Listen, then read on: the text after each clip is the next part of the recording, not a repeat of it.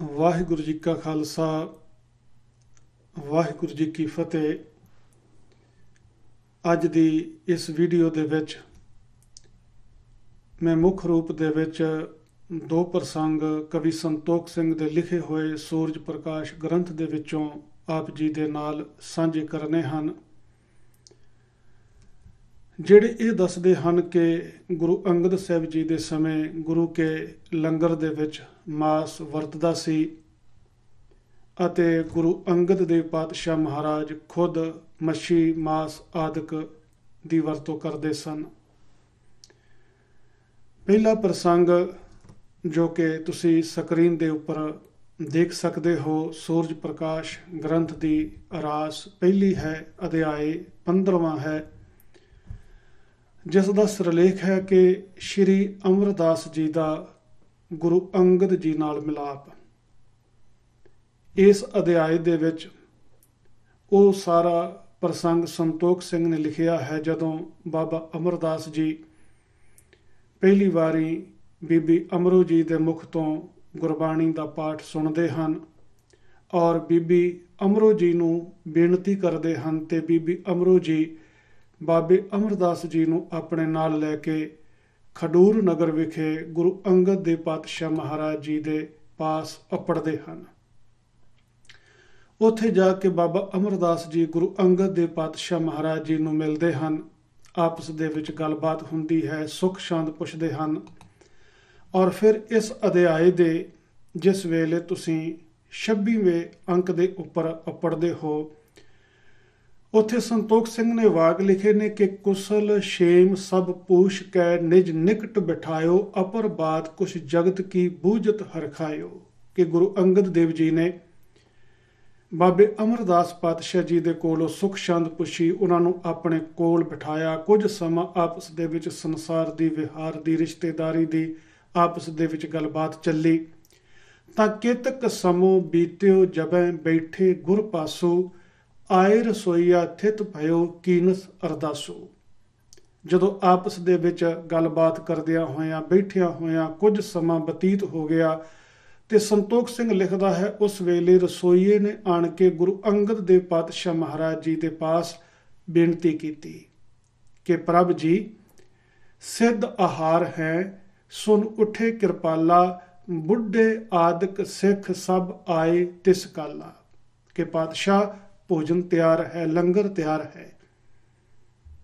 ਗੁਰੂ ਅੰਗਦ ਦੇਵ ਪਾਤਸ਼ਾਹ ਮਹਾਰਾਜ ਜੀ ਨੇ ਸੁਣਿਆ ਹੈ, ਸਤਿਗੁਰੂ ਪਾਤਸ਼ਾਹ ਮਹਾਰਾਜ ਉੱਠੇ ਨੇ।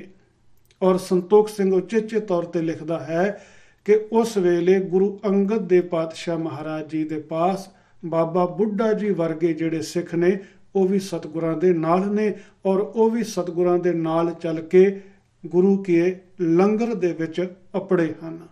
ਪੰਕਤ ਬੈਠੀ ਮਿਲ ਤਬੈ ਗੁਰ ਬੀਚ ਸੁਹਾਏ, ਮਿਲ ਸੰਗਤ ਤਹਿ ਅਮਰ ਜੀ ਬੈਠੇ ਤਿਸ ਥਾਏ। ਪੰਗਤ ਲੱਗੀ ਹੈ, ਗੁਰੂ ਅੰਗਦ ਦੇਵ ਪਾਤਸ਼ਾਹ ਮਹਾਰਾਜ, ਬਾਬਾ ਬੁੱਢਾ ਜੀ, ਬਾਕੀ ਸਾਰੇ ਸਿੱਖ ਬੈਠੇ ਹੋਏ ਹਨ ਔਰ ਉਹਨਾਂ ਸਾਰੇ ਸਿੱਖਾਂ ਦੇ ਨਾਲ ਹੀ ਬਾਬਾ ਅਮਰਦਾਸ ਜੀ ਵੀ ਉਸ ਪੰਗਤ ਦੇ ਵਿੱਚ ਬੈਠ ਗਏ ਹਨ।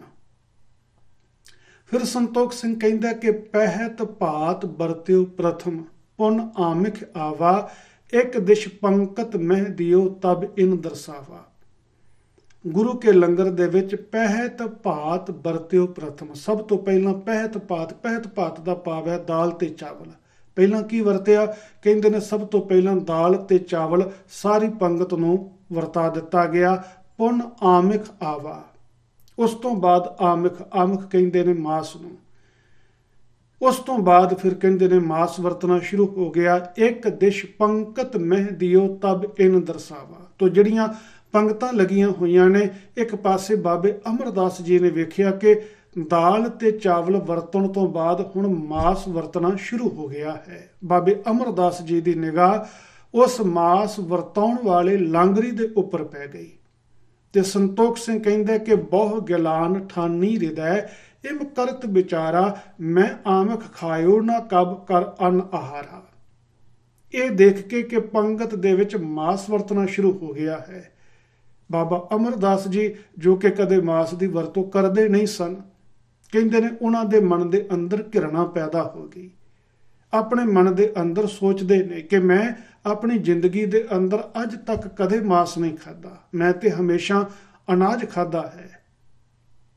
ਪਰ ਅੱਜ ਜਦੋਂ ਇਸ ਪੰਗਤ ਦੇ ਵਿੱਚ ਬੈਠਾ ਹਾਂ ਤੇ ਅੱਜ ਇਸ ਪੰਗਤ ਦੇ ਵਿੱਚ ਦਾਲ ਚਾਵਲ ਵਰਤਣ ਤੋਂ ਬਾਅਦ ਹੁਣ ਰਸੋਈਏ ਨੇ ਮਾਸ ਵਰਤਾਉਣਾ ਆਰੰਭ ਕਰ ਦਿੱਤਾ ਹੈ। ਪੰਕਤ ਮੈਂ ਅਬ ਬੈਠਗਾ ਕਿਮ ਹੋਏ ਬਚਾਊ, ਨਹਿ ਲੇਵੂ ਅਪਮਾਨ ਹੀ ਕਿਉਂ ਬੈਠਿਓ ਆਊ। ਹੁਣ ਮੈਂ ਪੰਗਤ ਦੇ ਵਿੱਚ ਤੇ ਆਣ ਕੇ ਬੈਠ ਗਿਆ ਹਾਂ, ਮੇਰਾ ਅੱਜ ਧਰਮ ਕਿਸ ਤਰੀਕੇ ਦੇ ਨਾਲ ਬਚੇਗਾ। ਮੈਂ ਤੇ ਅੱਜ ਤੱਕ ਆਪਣੀ ਜ਼ਿੰਦਗੀ ਦੇ ਅੰਦਰ ਕਦੇ ਮਾਸ ਦੀ ਵਰਤੋਂ ਨਹੀਂ ਕੀਤੀ, ਤੇ ਜੇ ਹੁਣ ਮੈਂ ਮਾਸ ਲੈਣ ਤੋਂ ਇਨਕਾਰ ਕਰ ਦਿੰਦਾ ਹਾਂ, ਇਹ ਨਰਾਦਰ ਹੋਵੇਗਾ ਪੰਗਤ ਦਾ, ਇਹ ਨਰਾਦਰ ਹੋਵੇਗਾ ਗੁਰੂ ਕੇ ਲੰਗਰ ਦਾ। ਮੈਨੂੰ ਆਖਣਗੇ ਕਿ ਜੇ ਤੂੰ ਇਹ ਮਾਸ ਖਾਣਾ ਨਹੀਂ ਸੀ ਫਿਰ ਪੰਗਤ ਦੇ ਵਿੱਚ ਆਣ ਕੇ ਬੈਠਾ ਕਿਉਂ। ਤੋ ਆਇਓ ਸਤਿਗੁਰ ਕਰਨ ਕੋ ਬਿਗੜੈ ਇਮ ਬਾਤੀ, ਸਿੱਖ ਨਾ ਕਰ ਹੈ ਮੋਹਿ ਕੋ ਮਨ ਹਟ ਇਸ ਭਾਂਤੀ। ਮੈਂ ਤੇ ਆਪਣੇ ਘਰ ਤੋਂ ਆਇਆ ਸੀ ਗੁਰੂ ਅੰਗਦ ਸਾਹਿਬ ਜੀ ਨੂੰ ਆਪਣਾ ਗੁਰੂ ਧਾਰਨ ਕਰਨ ਵਾਸਤੇ। ਮੈਂ ਤੇ ਗੁਰੂ ਦੀ ਖੋਜ ਦੇ ਵਿੱਚ ਇੱਥੇ ਅਪੜਿਆ ਸੀ, ਪਰ ਅੱਜ ਮੇਰੇ ਜਿਹੜਾ ਮਨੋਰਥ ਸੀ ਇੱਥੇ ਆਉਣ ਦਾ ਉਹ ਵਿਗੜ ਜਾਏਗਾ, ਉਹ ਪੂਰਾ ਨਹੀਂ ਹੋਏਗਾ। ਮੈਂ ਜਦੋਂ ਕਿਉਂਕਿ ਮਾਸ ਨਹੀਂ ਖਾਵਾਂਗਾ ਤੋ ਸਿੱਖ ਨਾ ਕਰ ਹੈ ਮੋਹਿ ਕੋ ਮਨ ਹਟ ਇਸ ਭਾਂਤੀ। ਗੁਰੂ ਅੰਗਦ ਸਾਹਿਬ ਜੀ ਮੈਨੂੰ ਆਪਣਾ ਸਿੱਖ ਨਹੀਂ ਬਣਾਉਣਗੇ। ਇਹ ਬਾਬਾ ਅਮਰਦਾਸ ਜੀ ਆਪਣੇ ਚਿੱਤ ਦੇ ਅੰਦਰ ਵਿਚਾਰਦੇ ਹਨ। ਕਵੀ ਸੰਤੋਖ ਸਿੰਘ ਲਿਖਦੇ ਹਨ ਕਿ ਜੇ ਮੈਂ ਪੰਗਤ ਦੇ ਵਿੱਚ ਬੈਠ ਕੇ ਅੱਜ ਮਾਸ ਨਾ ਖਾਧਾ, ਗੁਰੂ ਅੰਗਦ ਦੇਵ ਜੀ ਨੇ ਮੈਨੂੰ ਆਪਣਾ ਸਿੱਖ ਨਹੀਂ ਬਣਾਉਣਾ। ਮੈਨੂੰ ਆਖਣਗੇ ਕਿ ਜੇ ਤੂੰ ਮਾਸ ਨਹੀਂ ਸੀ ਖਾਣਾ ਤੇ ਫਿਰ ਪੰਗਤ ਦੇ ਵਿੱਚ ਆਣ ਕੇ ਬੈਠਾ ਕਿਉਂ। ਜੇ ਹੁਣ ਮੈਂ ਮਾਸ ਨਹੀਂ ਖਾਂਦਾ, ਇਹ ਗੁਰੂ ਕੇ ਲੰਗਰ ਦਾ ਅਪਮਾਨ ਹੋਵੇਗਾ, ਤੇ ਜੇਕਰ ਮੈਂ ਖਾਂਦਾ ਹਾਂ ਮੇਰਾ ਧਰਮ ਜਾਂਦਾ ਹੈ, ਜੋ ਮੈਂ ਸਾਰੀ ਜ਼ਿੰਦਗੀ ਅੱਜ ਤੱਕ ਕਦੇ ਮਾਸ ਦੀ ਵਰਤੋਂ ਨਹੀਂ ਕੀਤੀ। ਤੋ ਸੰਤੋਖ ਸਿੰਘ ਕਹਿੰਦਾ ਹੈ ਕਿ ਇਸ ਦੁਬਿਧਾ ਦੇ ਵਿੱਚ ਬਾਬਾ ਅਮਰਦਾਸ ਜੀ ਫਸੇ ਹੋਏ ਸਨ। ਤੋ ਫਿਰ ਕੀ ਹੋਇਆ, ਅਪਰ ਯਤਨ ਅਬ ਕੋ ਨਹੀਂ ਜੇ ਅੰਤਰ ਜਾਮੀ, ਸੂਪਕਾਰ ਕੋ ਬਰਜ ਹੈ ਆਪੇ ਗੁਰ ਸੁਆਮੀ। ਬਾਬਾ ਅਮਰਦਾਸ ਜੀ ਆਪਣੇ ਚਿੱਤ ਦੇ ਅੰਦਰ ਹੀ ਇਹ ਗੱਲਾਂ ਕਰਦੇ ਹਨ ਵੀ ਅਪਰ ਯਤਨ ਅਬ ਕੋ ਨਹੀਂ, ਹੁਣ ਹੋਰ ਕੋਈ ਯਤਨ ਨਹੀਂ ਹੈ। ਨਾ ਤੇ ਮੈਂ ਪੰਗਤ ਦੇ ਵਿੱਚ ਉੱਠ ਕੇ ਜਾ ਸਕਦਾ ਹਾਂ, ਉੱਠ ਕੇ ਜਾਂਦਾ ਹਾਂ ਤੇ ਪੰਗਤ ਦਾ ਨਰਾਦਰ ਹੋਵੇਗਾ। ਜੇਕਰ ਮੈਂ ਮਾਸ ਖਾਂਦਾ ਹਾਂ ਤੇ ਅੱਜ ਤੱਕ ਦਾ ਜਿਹੜਾ ਮੇਰਾ ਮਾਸ ਨਾ ਖਾਣ ਦਾ ਧਰਮ ਸੀ, ਉਹ ਧਰਮ ਜਿਹੜਾ ਹੈ ਉਹ ਧਰਮ ਟੁੱਟਦਾ ਹੈ। ਤੋ ਅਪਰ ਯਤਨ ਅਬ ਕੋ ਨਹੀਂ, ਹੁਣ ਹੋਰ ਕੋਈ ਯਤਨ ਨਹੀਂ ਹੈ। ਪਰ ਹਾਂ ਜੇ ਅੰਤਰਜਾਮੀ, ਬਾਬਾ ਅਮਰਦਾਸ ਆਪਣੇ ਚਿੱਤ ਦੇ ਅੰਦਰ ਵਿਚਾਰ ਕਰਦੇ ਨੇ ਕਿ ਜੇ ਗੁਰੂ ਅੰਗਦ ਸਾਹਿਬ ਜੀ ਅੰਤਰਜਾਮੀ ਹਨ, ਜੇ ਉਹ ਵਾਕਿਆ ਹੀ ਅੰਦਰ ਦੀ ਜਾਣਨ ਵਾਲੇ ਹਨ, ਤਾਂ ਸੂਪਕਾਰ ਕੋ ਬਰਜ ਹੈ ਆਪੇ ਗੁਰਸਵਾਮੀ। ਮੇਰੀ ਅਰਦਾਸ ਆ ਕਿ ਗੁਰੂ ਅੰਗਦ ਸਾਹਿਬ ਜੀ ਅੱਜ ਆਪ ਹੀ ਰਸੋਈਏ ਨੂੰ ਵਰਜ ਦੇਣ। ਤੋ ਇਸ ਤਰੀਕੇ ਦੇ ਨਾਲ ਮੇਰਾ ਧਰਮ ਵੀ ਰਹਿ ਜਾਏਗਾ ਤੇ ਮੇਰਾ ਇਸ ਗੱਲ ਦੇ ਉੱਤੇ ਵੀ ਯਕੀਨ ਹੋ ਜਾਏਗਾ ਕਿ ਵਾਕਿਆ ਹੀ ਗੁਰੂ ਅੰਗਦ ਸਾਹਿਬ ਜੀ ਜਿਨ੍ਹਾਂ ਨੂੰ ਮੈਂ ਗੁਰੂ ਧਾਰਨ ਕਰਨ ਵਾਸਤੇ ਆਇਆ ਹਾਂ, ਉਹ ਗੁਰੂ ਸਾਹਿਬ ਜੀ ਅੰਤਰਜਾਮੀ ਹਨ। ਤੋ ਸੰਤੋਖ ਸਿੰਘ ਕਹਿੰਦਾ ਕਿ ਇੱਕ ਤੋਂ ਮੇਰੋ ਧਰਮ ਰਹੇ ਪੁਨ ਹੋਏ ਪ੍ਰਤੀਤਾ, ਜਗ ਤੇ ਕਰੇ ਉਧਾਰ ਮਮ ਸਰਬੱਗ ਪੁਨੀਤਾ। ਮੈਨੂੰ ਯਕੀਨ ਆ ਜਾਏਗਾ ਕਿ ਗੁਰੂ ਅੰਗਦ ਦੇਵ ਜੀ ਪੂਰਨ ਸਤਿਗੁਰੂ ਹਨ। ਇਹ ਵਾਕਿਆ ਹੀ ਜਗਤ ਤੋਂ ਮੇਰਾ ਉਧਾਰ ਕਰਨਗੇ ਔਰ ਦੂਸਰਾ ਮੇਰਾ ਧਰਮ ਵੀ ਬਚ ਜਾਏਗਾ। ਤੋ ਇਮ ਕੀਨੋ ਸੰਕਲਪ ਕੋ ਸ਼੍ਰੀ ਗੁਰ ਨੇ ਜਾਨਾ, ਸੂਪਕਾਰ ਕੋ ਬਰਜਿਓ ਮੁਖ ਬਾਕ ਬਖਾਨਾ। ਸੰਤੋਖ ਸਿੰਘ ਕਹਿੰਦਾ ਕਿ ਇੱਧਰ ਬਾਬੇ ਅਮਰਦਾਸ ਨੇ ਆਪਣੇ ਚਿੱਤ ਦੇ ਅੰਦਰ ਇਹ ਵਿਚਾਰ ਕੀਤੀ, ਆਪਣੇ ਚਿੱਤ ਦੇ ਅੰਦਰ ਇਹ ਸੰਕਲਪ ਕੀਤਾ, ਤੇ ਉਧਰ ਗੁਰੂ ਅੰਗਦ ਸਾਹਿਬ ਜੀ ਕਿਉਂਕਿ ਅੰਦਰ ਦੀ ਜਾਣਨ ਵਾਲੇ ਸਨ, ਉਹਨਾਂ ਨੇ ਬਾਬੇ ਅਮਰਦਾਸ ਜੀ ਦੀ ਅੰਦਰ ਦੇ ਇਸ ਸੰਕਲਪ ਨੂੰ ਜਾਣ ਲਿਆ ਔਰ ਸਤਿਗੁਰਾਂ ਨੇ ਜਿਹੜਾ ਸੂਪਕਾਰ ਸੀ, ਜਿਹੜਾ ਰਸੋਈਆ ਸੀ, ਜਿਹੜਾ ਵਰਤਾਉਣ ਵਾਲਾ ਸੀ, ਉਸ ਨੂੰ ਸਤਿਗੁਰਾਂ ਨੇ ਵਰਜਦਿਆਂ ਹੋਇਆਂ ਇਹ ਵਾਕ ਆਖ ਦਿੱਤਾ ਕਿ ਪੰਕਤ ਮਹਿ ਜੋ ਨਮੋ ਨਰ ਤਿਸ ਦੇਹੋ ਆਹਾਰਾ, ਆਮਖ ਨਾਹੇ ਪਰੋਸੀਐ ਤਿਨ ਧਰਮ ਵਿਚਾਰਾ। ਸਤਿਗੁਰਾਂ ਨੇ ਕਹਿ ਦਿੱਤਾ ਉਸ ਵਰਤਾਉਣ ਵਾਲੇ ਨੂੰ ਕਿ ਜਿਹੜੇ ਬੰਦੇ ਅੱਜ ਸੰਗਤ ਦੇ ਵਿੱਚ ਨਵੇਂ ਆਏ ਹਨ, ਜਿਹੜੇ ਪੰਗਤ ਦੇ ਵਿੱਚ ਅੱਜ ਪਹਿਲੀ ਵਾਰੀ ਆਏ ਹਨ, ਜਿਹੜਾ ਬਾਬਾ ਅਮਰਦਾਸ ਜੀ ਪਹਿਲੀ ਵਾਰੀ ਅੱਜ ਪੰਗਤ ਦੇ ਵਿੱਚ ਆਣ ਕੇ ਬੈਠੇ ਹਨ। ਇਹਨਾਂ ਨੂੰ ਕੇਵਲ ਤੁਸੀਂ ਅਨਾਜ ਦੇਣਾ ਹੈ, ਇਹਨਾਂ ਨੂੰ ਕੇਵਲ ਤੁਸੀਂ ਸ਼ਾਕਾਹਾਰੀ ਭੋਜਨ ਦੇਣਾ ਹੈ। ਆਮਖ ਨਾਹੀਂ ਪਰੋਸੀਐ, ਇਹਨਾਂ ਨੂੰ ਤੁਸਾਂ ਨੇ ਮਾਸ ਨਹੀਂ ਦੇਣਾ। ਕਿਉਂ? ਕਿਉਂਕਿ 3 ਧਰਮ ਵਿਚਾਰਾ। ਇਹ ਜਿਹੜੇ ਨਵੇਂ ਮਨੁੱਖ ਆਏ ਨੇ, ਇਹਨਾਂ ਨੇ ਮਾਸ ਨਾ ਖਾਣਾ ਇਸ ਨੂੰ ਆਪਣਾ ਧਰਮ ਸਮਝਿਆ ਹੋਇਆ ਹੈ।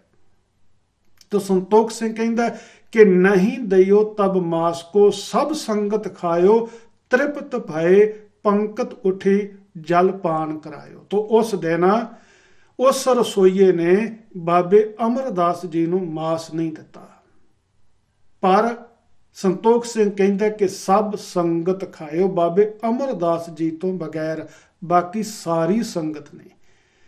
ਜਿਸ ਸੰਗਤ ਦੇ ਵਿੱਚ, ਜਿਸ ਪੰਗਤ ਦੇ ਵਿੱਚ ਗੁਰੂ ਅੰਗਦ ਦੇਵ ਜੀ ਆਪ ਵੀ ਬੈਠੇ ਹੋਏ ਹਨ, ਜਿਸ ਪੰਗਤ ਦੇ ਵਿੱਚ ਕਵੀ ਸੰਤੋਖ ਸਿੰਘ ਉਚੇਚੇ ਤੌਰ ਤੇ ਬਾਬਾ ਬੁੱਢਾ ਜੀ ਜੈਸੇ ਗੁਰਸਿੱਖਾਂ ਦਾ ਨਾਮ ਦਰਜ ਕਰਦਾ ਹੈ ਕਿ ਬਾਬਾ ਬੁੱਢਾ ਜੀ ਵੀ ਉਸ ਪੰਗਤ ਦੇ ਵਿੱਚ ਬੈਠੇ ਹੋਏ ਸਨ, ਜਿਸ ਸੰਗਤ ਦੇ ਵਿੱਚ ਮਾਸ ਵਰਤਿਆ। ਔਰ ਬਾਬੇ ਅਮਰਦਾਸ ਜੀ ਤੋਂ ਬਗੈਰ ਬਾਕੀ ਸਾਰੀ ਸੰਗਤ ਨੇ ਉਹ ਮਾਸ ਜਿਹੜਾ ਸੀ ਉਸ ਦਿਨ ਖਾਧਾ। ਤ੍ਰਿਪਤ ਭਏ ਪੰਕਤ ਉਠੀ ਜਲ ਪਾਨ ਕਰਾਇਓ। ਸਾਰੇ ਜਾਣੇ ਤ੍ਰਿਪਤ ਹੋ ਕੇ ਉਸ ਪੰਗਤ ਦੇ ਵਿੱਚ ਉੱਠੇ ਹਨ। ਇਹ ਸੰਤੋਖ ਸਿੰਘ ਦਾ ਲਿਖਿਆ ਹੋਇਆ ਪਹਿਲਾ ਪ੍ਰਸੰਗ।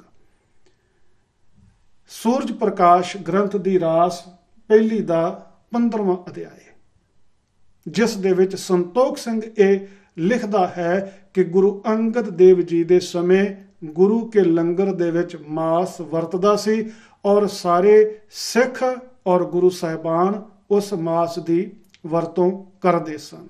ਫਿਰ ਦੂਸਰੀ ਵਾਰੀ ਜ਼ਿਕਰ ਆਉਂਦਾ ਹੈ ਜਦੋਂ ਇਸੇ ਹੀ ਰਾਸ ਦੇ ਅੰਦਰ 20ਵੇਂ ਅਧਿਆਇ ਦੇ ਉੱਤੇ ਆਪਾਂ ਪੜ੍ਹਦੇ ਹਾਂ।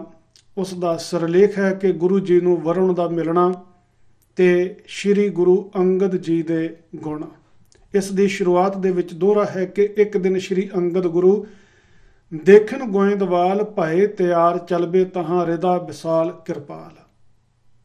ਇਸ ਅਧਿਆਇ ਦੇ ਵਿੱਚ ਉਸ ਵੇਲੇ ਦਾ ਜ਼ਿਕਰ ਕੀਤਾ ਹੈ ਜਦੋਂ ਗੁਰੂ ਅੰਗਦ ਸਾਹਿਬ ਜੀ ਦੀ ਆਗਿਆ ਦੇ ਨਾਲ ਬਾਬਾ ਅਮਰਦਾਸ ਜੀ ਨੇ ਗੋਇੰਦਵਾਲ ਨਗਰ ਵਸਾਉਣਾ ਸ਼ੁਰੂ ਕੀਤਾ।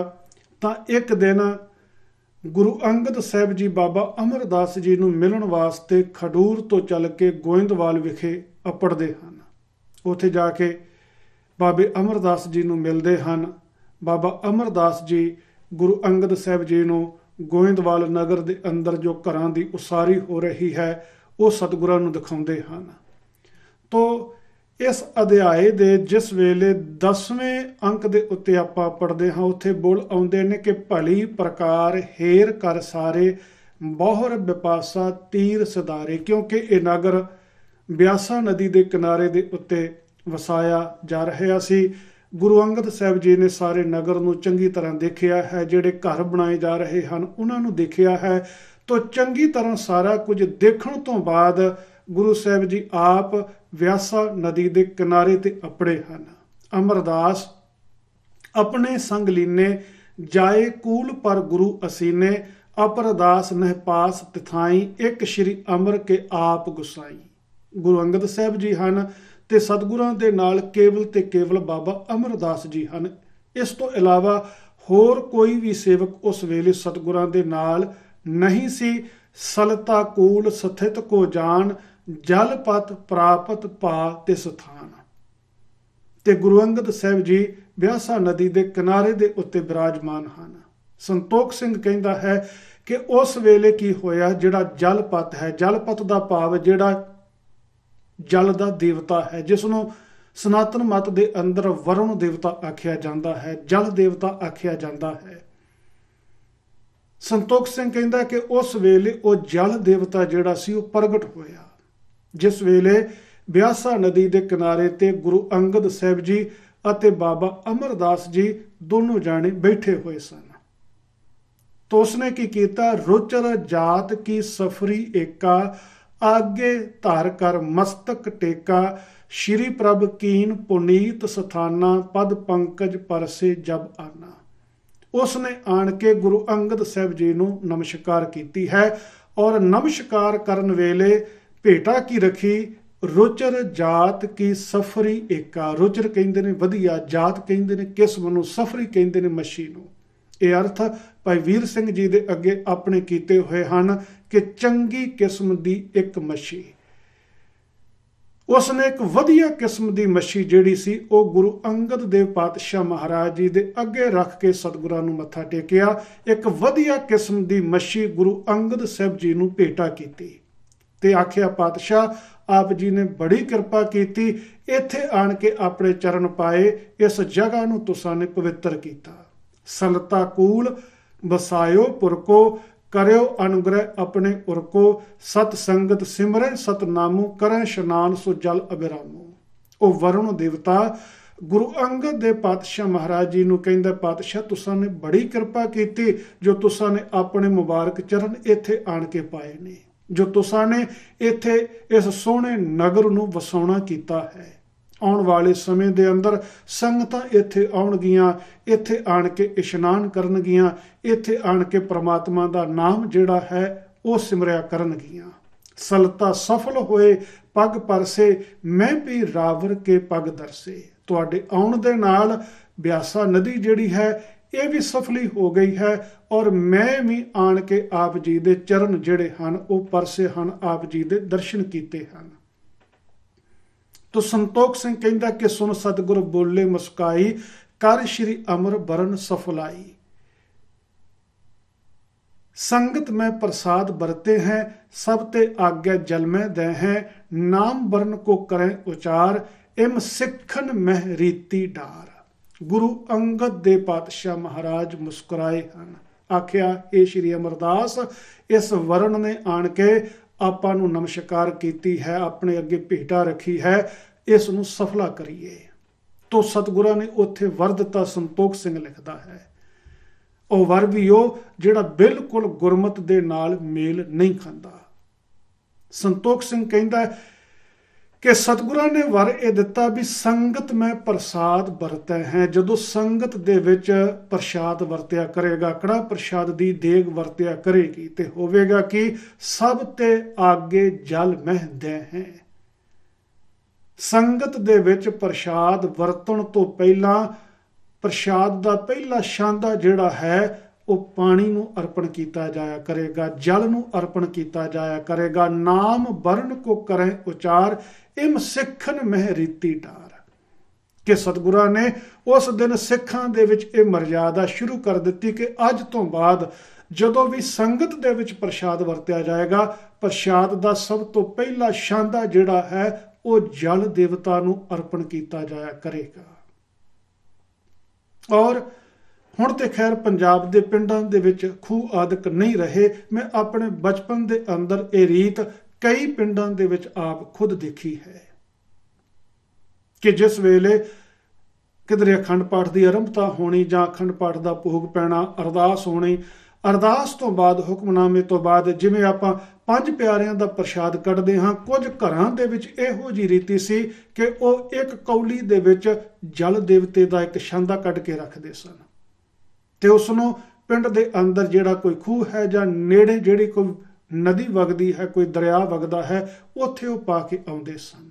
ਔਰ ਇਹ ਜਿਹੜੀ ਗੁਰਮਤ ਦੇ ਉਲਟ ਰੀਤ ਪ੍ਰਚਲਿਤ ਹੋਈ ਹੈ ਜਾਂ ਇਹੋ ਜਿਹੀਆਂ ਹੋਰ ਜਿੰਨੀਆਂ ਵੀ ਗੁਰਮਤ ਵਿਰੋਧੀ ਰੀਤਾਂ ਪ੍ਰਚਲਿਤ ਹਨ ਸਾਡੇ ਸਮਾਜ ਦੇ ਅੰਦਰ, ਉਹਨਾਂ ਦੇ ਪ੍ਰਚਲਿਤ ਹੋਣ ਦਾ ਮੁੱਖ ਕਾਰਨ ਹੈ ਨਿਤਾ ਪ੍ਰਤੀ ਸਾਡੇ ਗੁਰ ਅਸਥਾਨਾਂ ਦੇ ਉੱਤੇ ਇਹੋ ਜਿਹੀਆਂ ਗੁਰਮਤ ਵਿਰੋਧੀ ਲਿਖਤਾਂ ਦੀਆਂ ਕਥਾ ਕਹਾਣੀਆਂ ਹਰ ਰੋਜ਼ ਪੜ੍ਹੀਆਂ ਜਾਣੀਆਂ। ਖੈਰ ਮੈਂ ਆਪਣੇ ਵਿਸ਼ੇ ਵੱਲ ਆਵਾਂ। ਸੰਤੋਖ ਸਿੰਘ ਨੇ ਉੱਥੇ ਵਾਕ ਲਿਖੇ ਨੇ, ਕਹਿੰਦਾ ਹਾਥ ਜੋੜ ਸ਼੍ਰੀ ਅਮਰ ਉਚਾਰੀ, ਤਿਮ ਹੋਏ ਜਥਾ ਰਜਾਏ ਤੁਮਾਰੀ, ਬੌਰ ਬਿਦਾ ਹੋਏ ਬਰਨ ਪਧਾਰਾ, ਸ਼੍ਰੀ ਅੰਗਦ ਤਬ ਬਾਕ ਉਚਾਰਾ। ਕਿ ਬਾਬੇ ਅਮਰਦਾਸ ਜੀ ਨੇ ਹੱਥ ਜੋੜ ਕੇ ਆਖਿਆ, ਪਾਤਸ਼ਾਹ ਅੱਜ ਤੋਂ ਬਾਅਦ ਇਸੇ ਤਰੀਕੇ ਦੇ ਨਾਲ ਹੀ ਹੋਵੇਗਾ। ਸਿੱਖ ਜਦੋਂ ਵੀ ਪ੍ਰਸ਼ਾਦ ਵਰਤਾਉਣਗੇ ਪਹਿਲਾ ਛਾਂਦਾ ਵਰੁਣ ਦੇਵਤੇ ਨੂੰ ਅਰਪਣ ਕਰਿਆ ਕਰਨਗੇ। ਉਸ ਤੋਂ ਬਾਅਦ ਵਰੁਣ ਦੇਵਤਾ ਸਤਿਗੁਰਾਂ ਤੋਂ ਵਿਦਾ ਲੈ ਕੇ ਚਲਿਆ ਗਿਆ ਤੇ ਗੁਰੂ ਅੰਗਦ ਦੇ ਪਾਤਸ਼ਾਹ ਬਾਬੇ ਅਮਰਦਾਸ ਜੀ ਨੂੰ ਆਖਦੇ ਹਨ, ਕਹਿੰਦੇ ਹਨ, ਇਹ ਸਫਰੀ ਕਰ ਤਿਆਰ ਮੰਗਾਵੋ, ਤੂਰਨ ਕਰਕੇ ਇਹਾਂ ਲਿਆਵੋ। ਕਿ ਬਾਬਾ ਅਮਰਦਾਸ ਜੀ ਇਹ ਵਧੀਆ ਕਿਸਮ ਦੀ ਮੱਛੀ ਜੋ ਵਰੁਣ ਦੇਵਤਾ ਨੇ ਆਣ ਕੇ ਆਪਾਂ ਨੂੰ ਅਰਪਣ ਕੀਤੀ ਹੈ, ਮੱਥਾ ਟੇਕਿਆ ਹੈ, ਤੁਸੀਂ ਇਸ ਮੱਛੀ ਨੂੰ ਤਿਆਰ ਕਰਕੇ ਇੱਥੇ ਲੈ ਕੇ ਆਵੋ। ਤੋ ਹੋਤੋ ਦੂਰ ਇੱਕ ਸਿੱਖ ਬੁਲਾਇਓ, ਤਿਸ ਕੋ ਦੇਕਰ ਨਗਰ ਪਠਾਇਓ। ਉਸ ਵੇਲੇ ਇੱਕ ਸਿੱਖ ਕੁਝ ਦੂਰੀ ਤੇ ਖਲੋਤਾ ਹੋਇਆ ਸੀ। ਬਾਬੇ ਅਮਰਦਾਸ ਜੀ ਨੇ ਉਸ ਸਿੱਖ ਨੂੰ ਆਵਾਜ਼ ਦਿੱਤੀ ਹੈ ਔਰ ਉਸ ਸਿੱਖ ਨੂੰ ਆਵਾਜ਼ ਦੇ ਕੇ ਪਾਸ ਬੁਲਾਇਆ ਹੈ ਤੇ ਉਹ ਵਧੀਆ ਕਿਸਮ ਦੀ ਮੱਛੀ ਜਿਹੜੀ ਜਲ ਦੇਵਤਾ ਨੇ ਗੁਰੂ ਅੰਗਦ ਦੇਵ ਜੀ ਨੂੰ ਅਰਪਣ ਕੀਤੀ ਸੀ, ਉਹ ਮੱਛੀ ਉਸ ਸਿੱਖ ਦੇ ਹਵਾਲੇ ਕੀਤੀ ਹੈ ਔਰ ਉਸ ਸਿੱਖ ਨੂੰ ਆਖਿਆ ਹੈ ਕਿ ਇਸ ਨੂੰ ਨਗਰ ਦੇ ਵਿੱਚ ਲਿਜਾ ਕੇ ਇਸ ਨੂੰ ਤਿਆਰ ਕਰਕੇ ਵਾਪਸ ਲੈ ਕੇ ਆ। ਇੱਕ ਬੇਨਤੀ ਮੈਂ ਇੱਥੇ ਹੋਰ ਕਰ ਦੇਣੀ ਚਾਹੁੰਦਾ ਹਾਂ। ਭਾਈ ਵੀਰ ਸਿੰਘ ਜਿਨ੍ਹਾਂ ਨੇ ਇਸ ਗ੍ਰੰਥ ਦੀ ਸੰਪਾਦਨਾ ਕੀਤੀ ਹੈ, ਜਿਨ੍ਹਾਂ ਨੇ ਥਾਂ ਥਾਂ ਦੇ ਉੱਤੇ ਫੁੱਟ ਨੋਟ ਲਿਖੇ ਹਨ, ਇਸ ਪ੍ਰਸੰਗ ਦੇ ਸੰਬੰਧ ਦੇ ਵਿੱਚ ਵੀ ਉਹਨਾਂ ਨੇ ਫੁੱਟ ਨੋਟ ਲਿਖਿਆ ਹੋਇਆ ਹੈ। ਸਕਰੀਨ ਦੇ ਉੱਪਰ ਤੁਸੀਂ ਦੇਖ ਸਕਦੇ ਹੋ। ਕਿਸੇ ਨੇ ਪੜ੍ਹਨਾ ਹੋਵੇ ਤੇ ਵੀਡੀਓ ਨੂੰ ਪੌਜ਼ ਕਰਕੇ ਇਸ ਨੂੰ ਪੜ੍ਹ ਸਕਦਾ ਹੈ। ਮੈਂ ਪੜ੍ਹ ਕੇ ਨਹੀਂ ਸੁਣਾਵਾਂਗਾ, ਪਰ ਉਹਨਾਂ ਨੇ ਇਹ ਲਿਖਿਆ ਹੈ। ਕਹਿੰਦੇ ਨੇ ਕਿ ਤਕਰੀਬਨ ਸੰਤੋਖ ਸਿੰਘ ਦੀਆਂ ਲਿਖਤਾਂ ਦੇ 5 ਨੁਸਖੇ ਅਸਾਂ ਨੇ ਪੜਚੋਲੇ ਹਨ ਔਰ ਉਹਨਾਂ 5 ਨੁਸਖਿਆਂ ਦੇ ਅੰਦਰ ਇਹ ਪਾਠ ਇਸੇ ਤਰੀਕੇ ਦੇ ਨਾਲ ਹੀ ਹੈ। ਇਸ ਦੇ ਵਿੱਚ ਕੋਈ ਮਿਲਾਵਟ ਨਹੀਂ ਹੈ।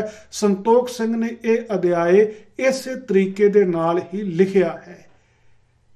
ਪਰ ਨਾਲ ਉਹਨਾਂ ਨੇ ਲਿਖਿਆ ਹੈ ਕਿ ਕਿਸੇ ਬ੍ਰਾਹਮਣ ਨੇ, ਜਿਹੜਾ ਕੋਈ ਮਾਸ ਖਾਣ ਦਾ ਵਿਰੋਧੀ ਸੀ, ਉਸਨੇ ਆਪਣੇ ਛਾਪੇ ਦੇ ਇੱਕ ਨੁਸਖੇ ਦੇ ਵਿੱਚ ਇਸ ਪਾਠ ਨੂੰ ਬਦਲ ਦਿੱਤਾ ਹੈ ਤੇ ਜਿਸ ਤਰੀਕੇ ਦੇ ਨਾਲ ਉਸ ਬ੍ਰਾਹਮਣ ਨੇ ਉਸ ਪਾਠ ਨੂੰ ਬਦਲਿਆ ਹੈ ਉਹ ਵੀ ਭਾਈ ਵੀਰ ਸਿੰਘ ਨੇ ਆਪਣੇ ਉਸ ਫੁੱਟ ਨੋਟ ਦੇ ਵਿੱਚ ਉਹ ਸਾਰਾ ਲਿਖ ਦਿੱਤਾ ਹੈ। ਪਰ ਉਹ ਕਹਿੰਦੇ ਨੇ ਅਸਲ ਪਾਠ ਜਿਹੜਾ ਸੰਤੋਖ ਸਿੰਘ ਦਾ ਲਿਖਿਆ ਹੋਇਆ ਹੈ ਉਹ ਇਸੇ ਤਰੀਕੇ ਦੇ ਨਾਲ ਹੀ ਹੈ ਕਿ ਜਲ ਦੇਵਤਾ ਨੇ ਗੁਰੂ ਅੰਗਦ ਦੇਵ ਜੀ ਨੂੰ ਮੱਛੀ ਲਿਆਣ ਕੇ ਦਿੱਤੀ ਤੇ ਬਾਬੇ ਅਮਰਦਾਸ ਜੀ ਨੇ ਇੱਕ ਸੇਵਕ ਨੂੰ ਪਾਸ ਬੁਲਾ ਕੇ ਉਹ ਮੱਛੀ ਉਸ ਦੇ ਹਵਾਲੇ ਕੀਤੀ। ਉਸ ਨੂੰ ਆਖਿਆ ਕਿ ਇਸ ਮੱਛੀ ਨੂੰ ਤੁਸੀਂ ਤਿਆਰ ਕਰਕੇ ਲਿਆਓ। ਬੋਲ ਲਿਖੇ ਨੇ ਕਿ ਤਿਸ ਕੋ ਦੇ ਕਰ ਨਗਰ ਪਠਾਇਓ।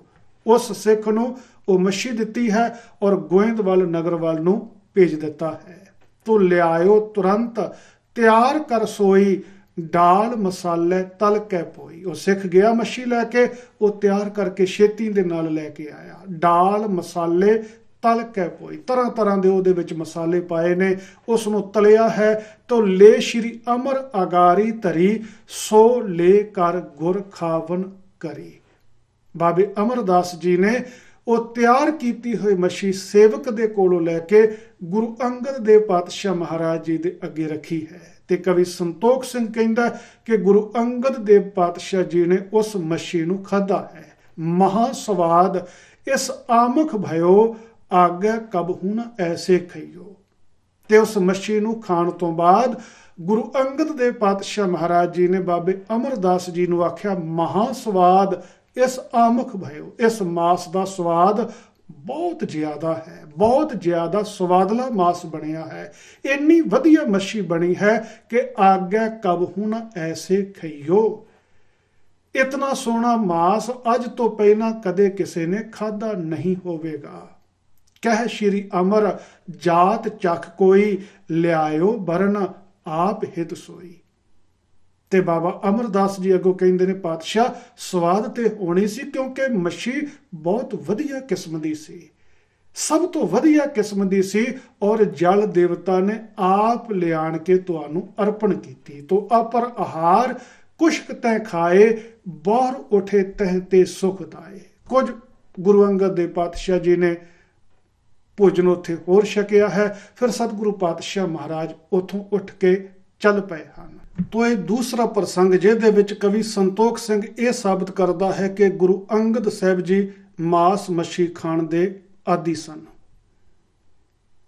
ਇਸ ਤੋਂ ਇਲਾਵਾ ਜੇ ਸੂਰਜ ਪ੍ਰਕਾਸ਼ ਗ੍ਰੰਥ ਦੇ ਅੰਦਰ ਤੁਸੀਂ ਗੁਰੂ ਗੋਬਿੰਦ ਸਿੰਘ ਪਾਤਸ਼ਾਹ ਜੀ ਦਾ ਜੀਵਨ ਵੀ ਪੜ੍ਹਦੇ ਹੋ ਤੇ ਗੁਰੂ ਗੋਬਿੰਦ ਸਿੰਘ ਜੀ ਦੇ ਸਬੰਧ ਦੇ ਵਿੱਚ ਵੀ ਕਵੀ ਸੰਤੋਖ ਸਿੰਘ ਜਿੱਥੇ ਸਤਿਗੁਰਾਂ ਦੁਆਰਾ ਨਸ਼ਿਆਂ ਦੀ ਵਰਤੋਂ ਕਰਨ ਦਾ ਜ਼ਿਕਰ ਬਾਰ-ਬਾਰ ਕਰਦਾ ਹੈ, ਉੱਥੇ ਸੰਤੋਖ ਸਿੰਘ ਗੁਰੂ ਗੋਬਿੰਦ ਸਿੰਘ ਜੀ ਦੁਆਰਾ ਮਾਸ ਦੀ ਵਰਤੋਂ ਕਰਨ ਦਾ ਜ਼ਿਕਰ ਵੀ ਕਰਦਾ ਹੈ।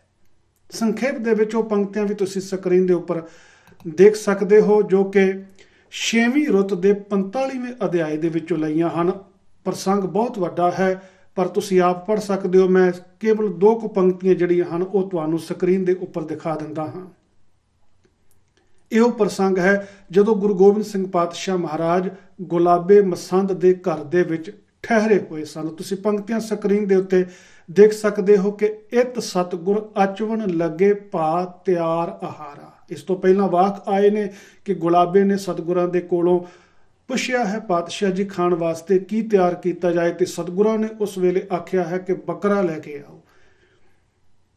ਤੇ ਗੁਲਾਬਾ ਮਸੰਦ ਜਿਹੜਾ ਹੈ ਬੱਕਰਾ ਲੈ ਕੇ ਆਉਂਦਾ ਹੈ, ਉਸ ਨੂੰ ਝਟਕਾਇਆ ਜਾਂਦਾ ਹੈ, ਬੱਕਰੇ ਦਾ ਮਾਂਸ ਜਿਹੜਾ ਹੈ ਤਿਆਰ ਕੀਤਾ ਜਾਂਦਾ ਹੈ। ਸੰਤੋਖ ਸਿੰਘ ਕਹਿੰਦਾ ਗੁਰੂ ਕਲਗੀਧਰ ਪਾਤਸ਼ਾਹ ਮਹਾਰਾਜ ਉਹ ਖਾਣ ਲੱਗੇ ਨੇ।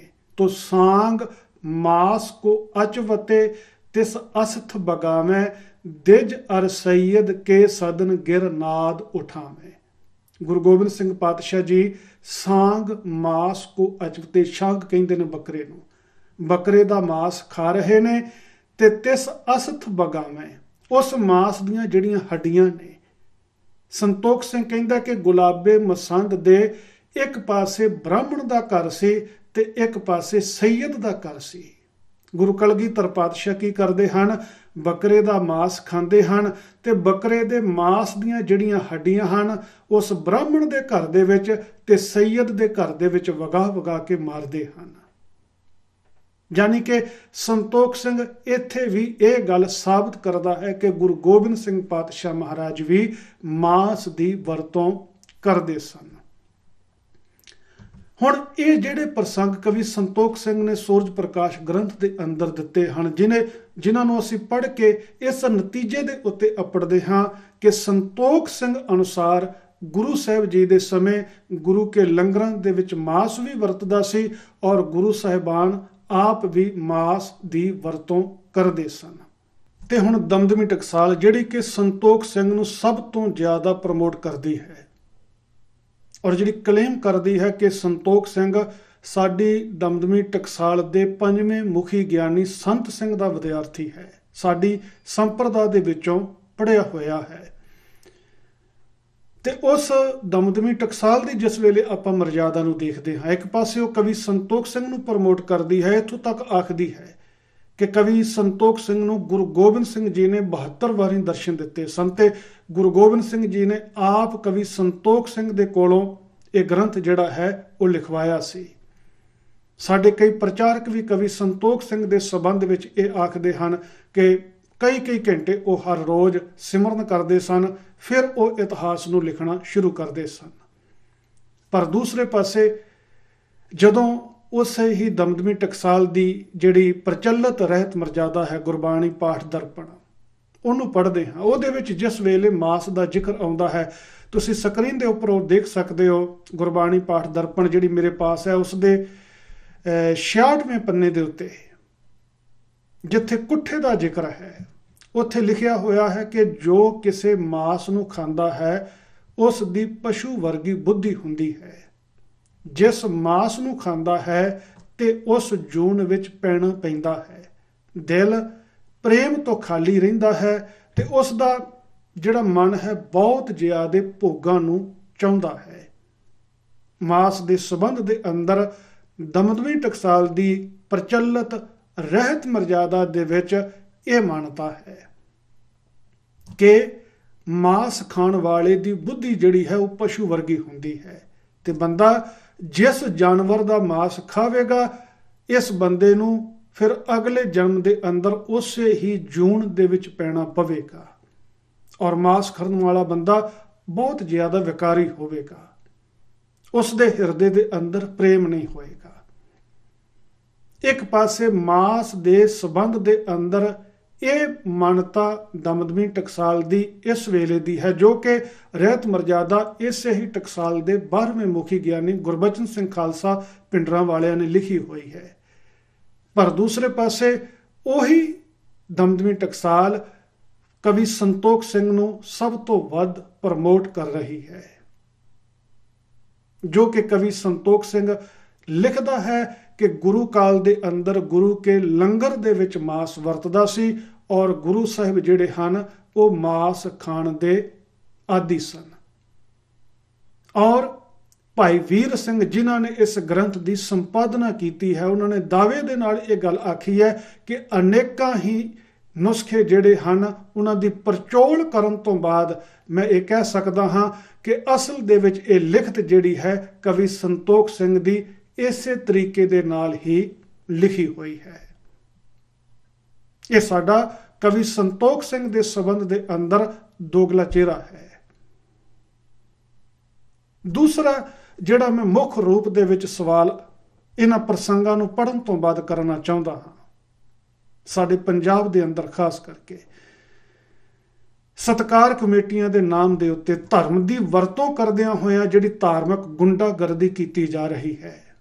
ਕਿੱਡੀ ਹੈਰਾਨੀ ਦੀ ਗੱਲ ਹੈ ਕਿ ਗੁਰਦੁਆਰੇ ਦੇ ਬਾਹਰ ਕੁਝ ਦੂਰੀ ਦੇ ਉੱਤੇ ਜੇ ਕਿਧਰੇ ਕੋਈ ਕਿਰਤੀ ਮਨੁੱਖ ਮਾਸ ਦੀ ਜਾਂ ਆਂਡੇ ਦੀ, ਮੱਛੀ ਦੀ ਰੇਹੜੀ ਲਾ ਕੇ ਖਲੋਤਾ ਹੋਇਆ ਹੋਵੇ, ਆਪਣੀ ਕਿਰਤ ਕਰਨ ਵਾਸਤੇ, ਵੇਚਣ ਵਾਸਤੇ, ਆਪਣੇ ਜੀਵਨ ਦਾ ਨਿਰਵਾਹ ਕਰਨ ਵਾਸਤੇ ਉਹ ਮਾਸ, ਅੰਡਾ ਆਦਿਕ ਵੇਚਦਾ ਹੋਵੇ ਤੇ ਆਪਣੇ ਆਪ ਨੂੰ ਧਰਮੀ ਅਖਵਾਉਣ ਵਾਲੇ, ਧਰਮ ਦਾ ਬਾਣਾ ਪਹਿਨਣ ਵਾਲੇ, ਧਾਰਮਿਕ ਲਿਬਾਸ ਦੇ ਅੰਦਰ ਇਹ ਧਰਮੀ ਗੁੰਡੇ ਜਿਹੜੇ ਨੇ ਇਹ ਉਸ ਸੱਜਣ ਦੀ ਜਾ ਕੇ ਮਾਰ-ਕੁੱਟ ਕਰਦੇ ਹਨ, ਉਸ ਦਾ ਸਰੀਰਕ ਤੌਰ ਦੇ ਉੱਤੇ ਵੀ ਨੁਕਸਾਨ ਕਰਦੇ ਹਨ, ਉਸ ਦਾ ਆਰਥਿਕ ਤੌਰ ਦੇ ਉੱਤੇ ਵੀ ਨੁਕਸਾਨ ਕਰਦੇ ਹਨ।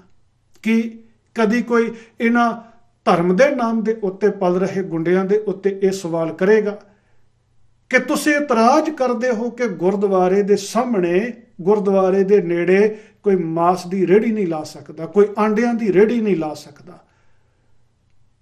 ਗੁਰਦੁਆਰੇ ਦੇ ਨੇੜੇ ਤੇ ਕੋਈ ਮਾਸ ਦੀ ਰੇਹੜੀ ਲਾ ਕੇ ਖੜਾ ਹੋਵੇ, ਵੇਚਦਾ ਹੋਵੇ ਤੇ ਤੁਸੀਂ ਉਸ ਦੀ ਮਾਰ ਕੁਟਾਈ ਕਰੋ ਤੇ ਗੁਰਦੁਆਰੇ ਦੇ ਅੰਦਰ ਜਾ ਕੇ ਜਿੱਥੇ ਮੱਥਾ ਟੇਕਦੇ ਹੋ ਗੁਰੂ ਗ੍ਰੰਥ ਸਾਹਿਬ ਜੀ ਨੂੰ, ਉਸੇ ਗੁਰੂ ਗ੍ਰੰਥ ਸਾਹਿਬ ਜੀ ਦੇ ਬਰਾਬਰ ਉਸ ਗ੍ਰੰਥ ਨੂੰ ਪ੍ਰਕਾਸ਼ ਕਰਕੇ ਉਹਦੇ ਉੱਤੇ ਰੁਮਾਲੇ ਪਾ ਕੇ ਉਹਦੀ ਕਥਾ ਕੀਤੀ ਜਾ ਰਹੀ ਹੋਵੇ, ਜਿਹੜਾ ਗ੍ਰੰਥ ਬਾਰ-ਬਾਰ ਇਹ ਕਹਿੰਦਾ ਹੋਵੇ ਕਿ ਗੁਰੂ ਸਾਹਿਬ ਜੀ ਦੇ ਜੀਵਨ ਕਾਲ ਦੇ ਅੰਦਰ ਗੁਰੂ ਕੇ ਲੰਗਰਾਂ ਦੇ ਵਿੱਚ ਵੀ ਮਾਸ ਵਰਤਦਾ ਸੀ ਔਰ ਗੁਰੂ ਸਾਹਿਬ ਆਪ ਖੁਦ ਵੀ ਮਾਸ ਦੀ ਵਰਤੋਂ ਕਰਦੇ ਸਨ।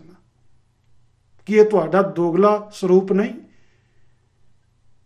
ਉਹਨਾਂ ਗ੍ਰੰਥਾਂ ਦੀ ਮਾਨਤਾ ਕਰਨੀ, ਉਹਨਾਂ ਗ੍ਰੰਥਾਂ ਨੂੰ ਪੂਜਣਾ, ਉਹਨਾਂ ਗ੍ਰੰਥਾਂ ਦੀ ਕਥਾ ਕਰਨੀ ਜਿਹੜੇ ਗ੍ਰੰਥ ਕਹਿੰਦੇ ਨੇ ਕਿ ਗੁਰੂ ਸਾਹਿਬ ਆਪ ਮਾਸ ਦੀ ਵਰਤੋਂ ਕਰਦੇ ਸਨ ਤੇ ਗੁਰੂ ਸਾਹਿਬ ਜੀ ਦੇ ਸਮੇਂ ਲੰਗਰਾਂ ਦੇ ਵਿੱਚ ਮਾਸ ਵਰਤਦਾ ਸੀ। ਤੇ ਦੂਸਰੇ ਪਾਸੇ ਜੇ ਕਿਧਰੇ ਕੋਈ ਲੋੜਵੰਦ, ਕੋਈ ਗਰੀਬ ਮਨੁੱਖ, ਕੋਈ ਕਿਰਤੀ ਮਨੁੱਖ ਗੁਰਦੁਆਰੇ ਦੇ ਬਾਹਰ-ਬਾਹਰ ਕੁਝ ਦੂਰੀ ਦੇ ਉੱਤੇ ਮੱਛੀ ਦੀ, ਮਾਸ ਦੀ, ਆਂਡਿਆਂ ਦੀ ਰੇਹੜੀ ਲਾ ਕੇ ਵੀ ਖਲੋਤਾ ਹੋਵੇ ਤੇ ਤੁਸੀਂ ਜਾ ਕੇ ਉਸ ਦੀ ਮਾਰ ਕੁਟਾਈ ਕਰਦੇ ਹੋ, ਉਸ ਦਾ ਸਰੀਰਕ ਔਰ ਆਰਥਿਕ ਤੌਰ ਦੇ ਉੱਤੇ ਉਸ ਦਾ ਨੁਕਸਾਨ ਕਰਦੇ ਹੋ। ਕੀ ਅਸੀਂ ਕਦੀ ਇਹਨਾਂ ਧਰਮੀ ਗੁੰਡਿਆਂ ਦੇ ਉੱਤੇ ਇਹ ਸਵਾਲ ਕਰ ਸਕਾਂਗੇ? ਮੈਨੂੰ ਲੱਗਦਾ ਕਿ ਨਹੀਂ ਕਰ ਸਕਾਂਗੇ। ਕਿਉਂ? ਉਸ ਦਾ ਕਾਰਨ ਬੜਾ ਸਪਸ਼ਟ ਹੈ ਕਿ ਸਾਡੇ ਪ੍ਰਚਾਰਕਾਂ ਨੇ ਜਿਸ ਵੇਲੇ ਸਟੇਜ ਤੋਂ ਇਹਨਾਂ ਗ੍ਰੰਥਾਂ ਦੀ ਕਥਾ ਸੁਣਾਈ ਸਾਨੂੰ, ਉਸ ਵੇਲੇ ਇਹ ਪ੍ਰਸੰਗ ਜਿਹੜੇ ਹਨ ਇਹ ਸਕਿਪ ਕਰ ਦਿੱਤੇ। ਇਹ ਪੰਕਤੀਆਂ ਸਾਡੇ ਸਾਹਮਣੇ ਆਉਣ ਹੀ ਨਹੀਂ ਦਿੱਤੀਆਂ। ਇਹਨਾਂ ਪ੍ਰਸੰਗਾਂ ਦੀ ਸੱਚਾਈ ਜਿਹੜੀ ਹੈ ਸਾਡੇ ਤੋਂ ਓਹਲੇ ਰੱਖੀ ਗਈ। ਅੱਜ ਵੀ ਤੁਸੀਂ ਦੇਖ ਲਓ, ਪੰਜਾਬ ਦੀ ਧਰਤੀ ਦੇ ਉੱਤੇ ਜਦੋਂ ਵੀ ਕਿਸੇ ਗੁਰਦੁਆਰੇ ਦੇ ਅੰਦਰ ਗੁਰੂ ਅੰਗਦ ਦੇਵ ਜੀ ਦੇ ਜੀਵਨ ਦੀ ਕਥਾ, ਬਾਬੇ ਅਮਰਦਾਸ ਜੀ ਦੇ ਜੀਵਨ ਦੀ ਕਥਾ, ਗੁਰੂ ਗੋਬਿੰਦ ਸਿੰਘ ਜੀ ਦੇ ਜੀਵਨ ਦੀ ਕਥਾ ਦੇ ਨਾਲ ਸੰਬੰਧਿਤ ਇਹੋ ਜਿਹੇ ਪ੍ਰਸੰਗ ਆਉਣਗੇ, ਉਸ ਵੇਲੇ ਇਹ ਪ੍ਰਸੰਗ ਜਿਹੜੇ ਹਨ ਉਹ ਸਕਿਪ ਕਰ ਦਿੱਤੇ ਜਾਂਦੇ ਹਨ ਜਾਂ ਇਹਨਾਂ ਦੇ ਅਰਥ ਜਾਂ ਪਾਠ ਇਹਨਾਂ ਦੇ ਬਦਲ ਦਿੱਤੇ ਜਾਂਦੇ ਹਨ। ਹਾਂ, ਤੁਸੀਂ ਨਿਹੰਗਾਂ ਦੇ ਡੇਰਿਆਂ ਤੇ ਜਾ ਕੇ ਇਸ ਗ੍ਰੰਥ ਦੀ ਕਥਾ ਸੁਣੋਗੇ, ਉਹ ਹੂਬਹੂ ਇਸੇ ਤਰੀਕੇ ਦੇ ਨਾਲ ਹੀ ਇਹ ਕਥਾ ਕਰ ਦੇਣਗੇ। ਤੁਸੀਂ ਪੰਜਾਬ ਤੋਂ ਬਾਹਰ ਜਿਹੜੇ 2 ਤਖਤ ਹਨ, ਉਹਨਾਂ ਤਖਤਾਂ ਤੇ ਜਾ ਕੇ ਜਦੋਂ ਇਸ ਗ੍ਰੰਥ ਦੀ ਕਥਾ ਸੁਣੋਗੇ, ਉਹ ਹੂਬਹੂ ਇਹਨਾਂ ਪ੍ਰਸੰਗਾਂ ਨੂੰ ਇਸੇ ਤਰੀਕੇ ਦੇ ਨਾਲ ਹੀ ਸੁਣਾ ਦੇਣਗੇ। ਕਿਉਂ? ਕਿਉਂਕਿ ਉਹ ਆਪ ਸਾਰੇ ਮਾਸ ਦੀ ਵਰਤੋਂ ਕਰਦੇ ਹਨ ਔਰ ਇਹਨਾਂ ਹੀ ਗ੍ਰੰਥਾਂ ਦਾ ਹਵਾਲਾ ਦੇ ਕੇ ਉਹ ਮਾਸ ਦੀ ਵਰਤੋਂ ਨੂੰ ਜਾਇਜ਼ ਸਾਬਤ ਕਰਦੇ ਹਨ।